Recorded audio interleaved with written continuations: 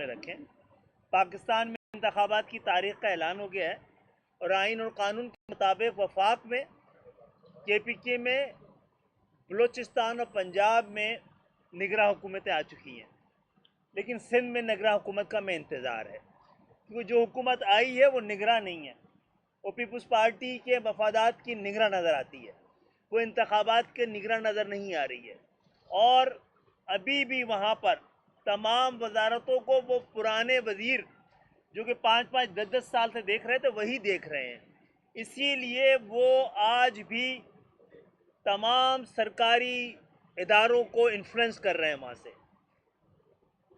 اس وقت نگراں حکومت وزیر اعلیٰ ہاؤس پاکستان پیپلز پارٹی کے سیاسی مفادات کا مرکز ہے، اور اس کے اثرات الیکشن کمیشن تک پہنچتے ہوئے نظر آ رہے ہیں ہمیں.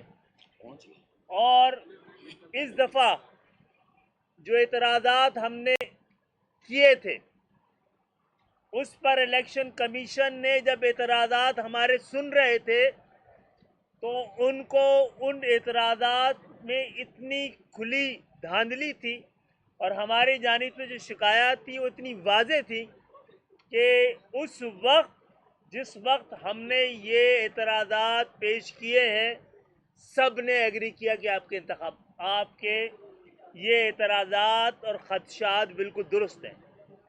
یہ بلدیاتی الیکشن کے وقت بھی ہوا تھا.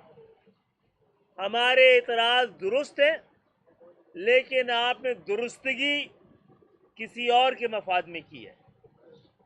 سندھ کے اندر تمام جو اعتراضات پاکستان پیپلز پارٹی نے کیے تھے الیکشن کمیشن نے تمام کے تمام اعتراضات ان کی مرضی کے مطابق درست کر دیے، اور کسی MQM سمیت کسی اور سیاسی جماعت کا کوئی ایک اعتراض بھی اس الیکشن کمیشن نے اس کو انٹرٹین نہیں کیا ہے. سندھ کے شہری علاقوں کو تو آپ نے ویسے ہی 50 سال سے اپنے نشانے پہ لگایا ہوا ہے. پاکستان پیپلز پارٹی کی 50 سالہ تاریخ میں سندھ کو کبھی کوٹا سسٹم کے ذریعے دیہی اور شہری سندھ میں تقسیم کیا گیا، کبھی لسانی بل پیش کر کے لسانی طور پہ تقسیم کیا گیا، اور اب انہوں نے حقیقی بنیادوں پر سیاسی طور پہ انتظامی طور پر انتخابی طور پر سندھ کو 2 حصوں میں تقسیم کر دیا ہے.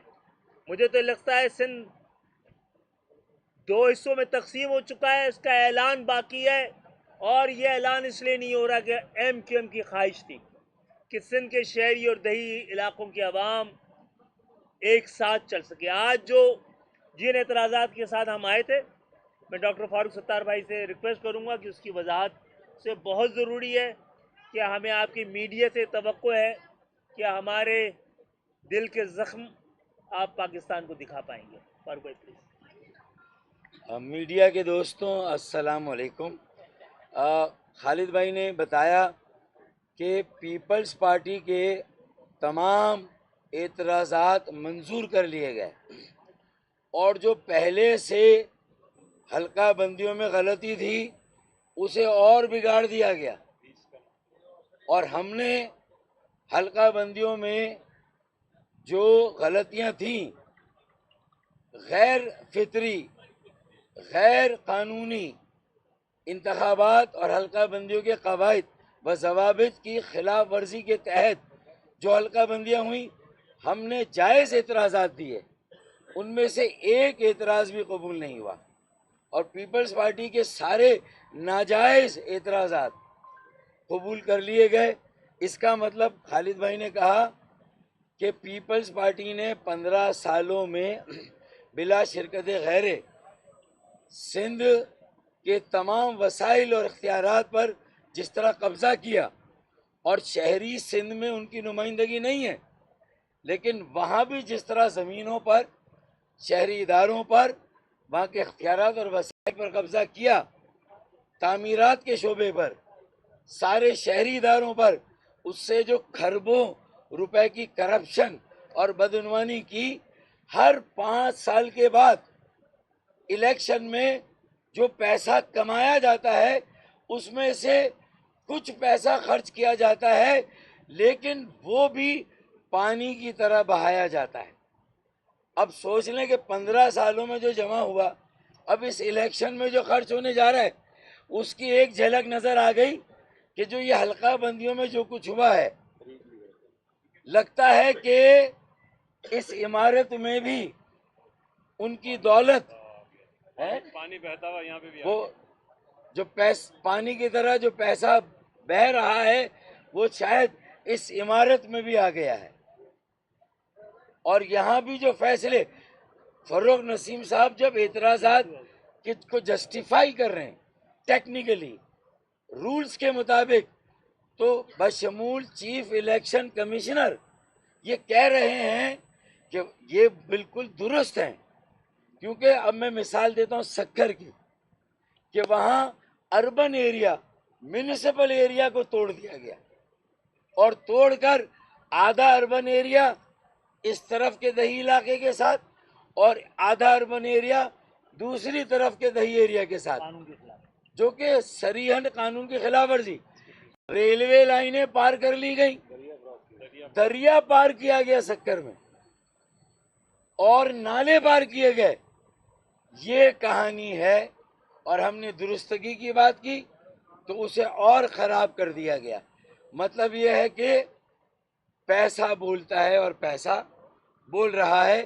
اب لیول پلینگ فیلڈ کی بات کیا کریں گے کہ جہاں حلقہ بندیوں میں اتنی بڑی ناانصافی اور ظلم ہوا. تو یہ سکر کی مثال دی. نواب شاہ میرپور خاص میں زبردستی اربن ایریا کے ساتھ ایک بڑا دیہی اور رورل ایریا شامل کر دیا گیا تاکہ جو اربن ایریا کی اسٹرینتھ ہے اس کو ڈائلیوٹ کیا جا سکے، اس کو کمزور کیا جا سکے اور زبردستی پیپلز پارٹی کو وہ سیٹ دی جا سکے. میرپور خاص ہمارا روایتی حلقہ ہے. 2018 میں تو جو تگڑم ہوا اس میں تو ہم نے لوز کی، لیکن 2018 سے پہلے ہمیشہ میرپور خاص ہم نے جیتا ہے. حل میں ایسے ہی نا، ہم نے ہمیشہ جیتا. نواب شاہ میں بھی رورل ایریا، میرپور خاص میں بھی رورل ایریا، یعنی جو میونسپل ایریا ہے وہ کافی ہے. اس کی ایک سیٹ ہوتی لیکن زبردستی علاقے ڈالے گئے. اب آئیے حیدرآباد میں قاسم آباد ایک الگ کمپیکٹ محلہ ہے، آبادی ہے. اس کے ساتھ ہوسری ہے ایک دیہی علاقہ. ہوسری قاسم آباد کے ساتھ تھا، وہاں سے نکال کر لطیف آباد میں ڈال دیا گیا تاکہ پیپلز پارٹی کے ایک چہیتے ہیں، نام میں کسی کا نہیں لے رہا، انہیں فائدہ پہنچایا جائے صوبائی اسمبلی کی میں بھی اور قومی اسمبلی میں بھی. تو یہ جو پیوند کاری کی گئی ہے نا، اچھا خاصا کپڑا ہے، کہیں سے پھٹا ہوا نہیں ہے، لیکن وہ ہوسڑی کا پیوند لگا دیا گیا اوپر سے ہمارے کپڑے میں. کیوں بھائی کیوں؟ کوئی جواز نہیں، کوئی اصول نہیں، کوئی قاعدہ نہیں، کوئی ضابطہ نہیں، پھر کیوں یہ ہوا؟ اب آئیے کراچی میں کیماڑی ضلع میں دو بڑے محلے، بلدیہ ٹاؤن اور کیماڑی ٹاؤن. اب بلدیہ ٹاؤن میں روایتی طور پر ہماری سیٹیں نکلتی ہیں، اب یہاں پیوند کاری ہونی ہے. تو کیا ہوئی کہ اس میں کون سی قائم خانی کالونی اور سعید آباد، نہیں پہلے قائم خانی کالونی اور سعید آباد کو نکال کر کیماڑی میں ڈال دیا گیا. بھائی بلدیہ ٹاؤن کا حصہ ہے، سعید آباد بلدیہ ٹاؤن میں ہے، سب ڈویژن بلدیہ ٹاؤن، تو وہاں سے نکال کر کیماڑی سب ڈویژن میں. کیوں؟ ہمارے بلدیہ کے حلقے کو کمزور کرنے کے لیے زبردستی کیماڑی میں. اسی طرح پاک کالونی جو بلدیہ ٹاؤن کے ساتھ آتا تھا، آدھی پاک کالونی ایک حلقے کے ساتھ اور حسرت موہانی کالونی دوسرے حلقے کے ساتھ. یہ میں نے آسان لفظوں میں سمجھایا. ہم نے چارج، سرکل، ایک ایک چیز پوائنٹ آؤٹ کی ہے، وارڈ. کہاں کا آبادی سب کچھ پہلے بھی دیا اور آج زبانی بتایا. ہم نے آفیشلی کوئی پیپر نہیں دیا, وہاں نوٹ کیا چیف الیکشن کمشنر صاحب نے. ان سے اب ہماری آخری امیدیں انہی سے ہیں کہ وہ سیکشن 22 کے تحت جو سو موٹو اختیار ہے انہیں, ہم نے کوئی اپیل نہیں کی ہے کیونکہ ہم اسلام آباد ہائی کورٹ میں جانے کی بھی تیاری کر رہے ہیں, وہاں پٹیشن ڈالیں گے. لیکن کیسے ڈالیں پٹیشن؟ ویب سائٹ پہ ابھی حلقہ بندیوں کے آرڈر اپلوڈ ہی نہیں ہوئے. بیچارے چیف الیکشن کمشنر کہہ رہے ہیں کہ وہ تو 30 نومبر کی رات کو اپلوڈ ہو گئے. یعنی چیف الیکشن کمشنر صاحب کی معلومات میں تو اپلوڈ ہو گئے لیکن ویب سائٹ پہ اپلوڈ نہیں ہوئے. تو بھائی چیلنج کیسے کریں گے ہم؟ ٹائم کہاں بچے گا؟ شیڈول آ جائے گا, انصاف کیسے ہوگا؟ تو یہ ساری وہ باتیں ہیں. تو یہ کیماڑی ڈسٹرکٹ میں بلدیہ ٹاؤن کو محروم کر کے کیماڑی کو نوازا گیا. اسی طرح ملیر میں پیوند کاریاں کی گئی ہیں جو NA 231 تھی, جو کہ ایک MQM کا روایتی حلقہ تھا. اس میں سے کچھ حلقے نکال کر NA 230 میں دے دیے گئے, 29 میں, اور کچھ حلقے 230 اور 32 کے اس میں ڈال دیے گئے. اب جو پچھلی حلقہ بندیاں تھی اس کو بھی بگاڑ دیا گیا. یہ ملیر میں ہوا, صوبائی پر بھی اثر پڑے گا. اب آئیے کورنگی ڈسٹرکٹ میں PS 95 قیوم آباد جہاں ہزارے کے لوگ ہیں, ناصر کالونی جہاں مہاجر یا اردو بولنے والے ہیں. سیکشن 19 کہتا ہے ہوموجینٹی کو قائم رکھنا ہے. تو ناصر کالونی قیوم آباد 2 محلے ملتے تھے, ایک سیٹ ہماری نکلتی تھی, اور وقار شاہ ہزارے کے نمائندے تھے امیدوار ہمارے, وہ وہاں سے الیکشن جیتے. اب ان کو محروم کرنے کے لیے جو ناصر کالونی تھی اس کو ہمارا پہلے سے مضبوط حلقہ تھا اس کے ساتھ لگا دیا اضافی, یعنی کرتا تھا اس کو جبہ بنا دیا گیا, لمبا کر دیا گیا بلا وجہ. آبادی بڑھا دی, ووٹ بڑھا دیے, اور ایک سیٹ خراب کر دی, جس میں ہزارے کے ساتھ کمیونٹی کے ساتھ ہمارا اشتراک عمل ہے. ان کا نمائندہ نکلتا وہاں سے, وہ بھی ان سے لے لیا, اس لیے کہ وہاں سے ایک اور چہیتے کو نواز جس نے بڑی خدمت کی ہے 15 سالوں تک پیپلز پارٹی کے بڑوں کی, ان کی خواتین کی ایکسٹرا جوڈیشل کلنگ سب کچھ کیا, تو خدمت کی, وہ کینڈیڈیٹ ہو کہیں گے. معزز صحافی حضرات, جیسا کہ فاروق بھائی نے کہا ہے کہ ہمیں چیف الیکشن کمیشن سے بڑی امید ہے, چیف الیکشن کمشنر صاحب سے بڑی امید ہے. امید بہت ہے لیکن کم بخت یقین نہیں آ رہا ہے. اور یقین نہ آنے کی وجہ یہ ہے کہ ان کے نیچے کی جو ٹیم ہے وہ کمپرومائزڈ ہے. ایک سندھ کے جو نمائندے یہاں پر ہیں وہ پیپلز پارٹی کے حلف یافتہ کارکن رہے. ان کے بارے میں حالات کی سنگینی کا احساس ہمیں اس وقت ہوا کہ ہم 1 مہینے سے پیپلز پارٹی کے حلقوں سے یہ بات سن رہے تھے کہ ہم نے اپنا کام دکھا دیا ہے, ہمارا ایک اعتراض بھی ریجیکٹ نہیں ہوگا, ہم MQM کی کسی ایک اعتراض کو انٹرٹین نہیں ہونے دیں گے. ہم اس کو افواہ سمجھتے رہے, ہماری نالائقی تھی, وہ حقیقت بن کے سامنے آ رہا ہے بار بار. اور اگر اس یک طرفہ یعنی پیپلز پارٹی نے جتنے اعتراضات کیے وہ سب قبول کر لیے گئے, اور جتنی باقی پارٹیوں نے کیے وہ سب ریجیکٹ کر دیے گئے, جناب یہ تو بائی ڈیزائن ہے, اس کو تسلیم نہیں کیا جا سکتا. اس وقت الیکشن کمیشن جو سندھ کا ہے اس کے جو ہیڈ ہیں اعجاز چوہان, وہ مکمل طور پر پیپلز پارٹی کے خواہش, اس کے سیاسی مفادات, مقاصد کے لیے جو کچھ پیپلز پارٹی ان کے لیے کر سکتی ہے وہ پیپلز پارٹی کر رہی ہے, اور جو وہ پیپلز پارٹی کے لیے کر سکتے ہیں وہ پیپلز پارٹی کے لیے کر رہے ہیں.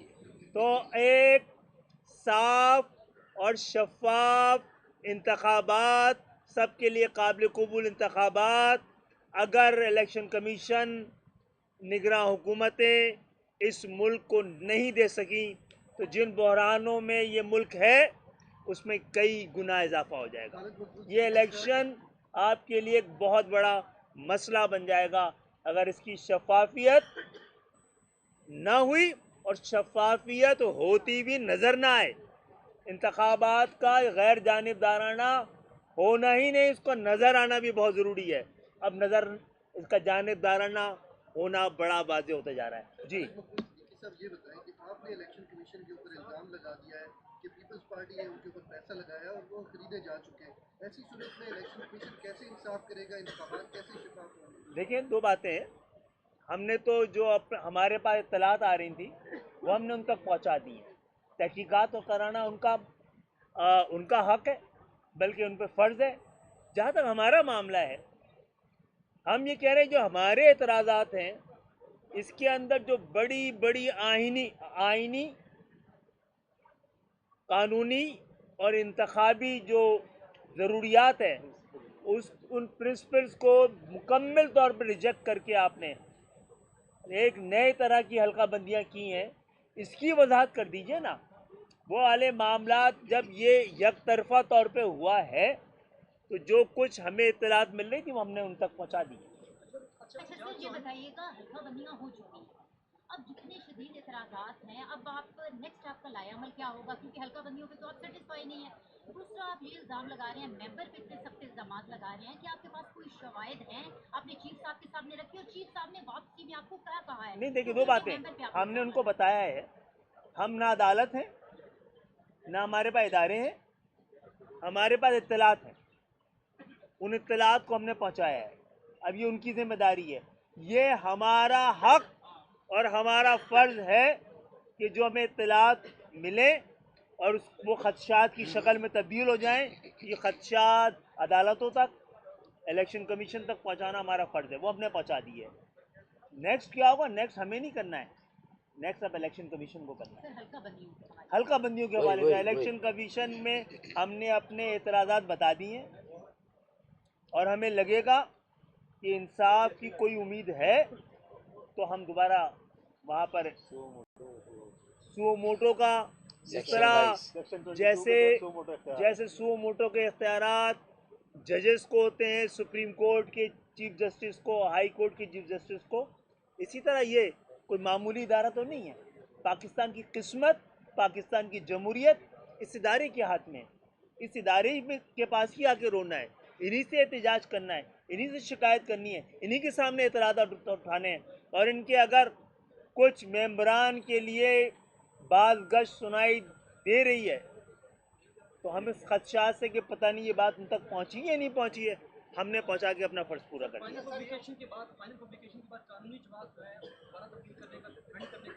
جناب ہے بہت کم ہے.